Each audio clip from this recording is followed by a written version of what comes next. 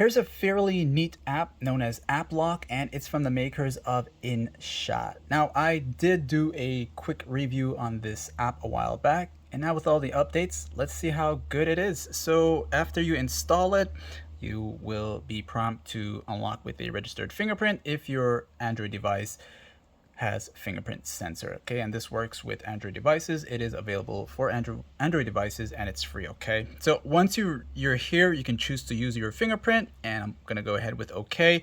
Then you want to draw a pattern to create your lock for your app lock. Now it says here switch. Once you go to switch, you can switch over to pin or pattern, and it's totally up to you to make that decision. I'm just gonna go with something that's not so secure just for demonstration purposes, but you'll want to go ahead and do something that's really secure. Now, once you enter here, you'll notice that there are some apps that are already selected for you to enter into the app lock. So this basically just locks your app, but your apps are going to be visible to the public on your device. Okay, now you can come back here and check or uncheck any of these here. It's totally up to you.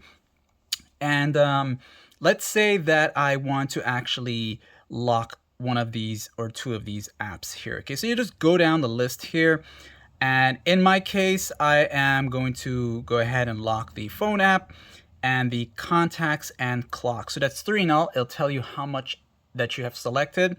Then you'll just go ahead and press lock, or if you want to lock everything, that's up to you. Just go ahead and select all. But I'll just go ahead now and select it to see how it works. Now it says usage access and display over apps. This is your first time doing this, so you'll have to go ahead and go to set. Okay, so you'll do that. It's going to take you here, and you want to make sure you turn it on, and then go to set. And of course, this basically is allowing the app to appear as an overlay on your Android device. So turn that on, and then of course allow, and then protected apps, allow, and all that stuff. And then your authorization has been successful, and you'll see it'll show you the apps that you have selected in terms of locking. And you can go ahead and browse through all of these here. And when it comes to ads, as you can see for yourself, ads do play. So this is all part of the review, but you can easily close it out. So we got, once again, the ones that are lock, clock, contacts, and phone. So how does this work? All right, so let's go to the phone app itself. You can see that it's kind of flashed on us here, and once I did this here, it's unlocked for me so I can use my fingerprint. Now, what happens if the app is still open and I didn't close it out? I didn't exit the app and I go back to it. Will it be locked? Let's find out.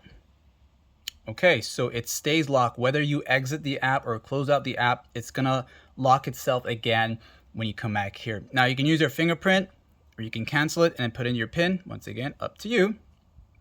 And you're back here again. So whether you lock it or you close it out, I should say close it out and exit the app, it's still going to stay as lock. Okay, so contacts here, same thing.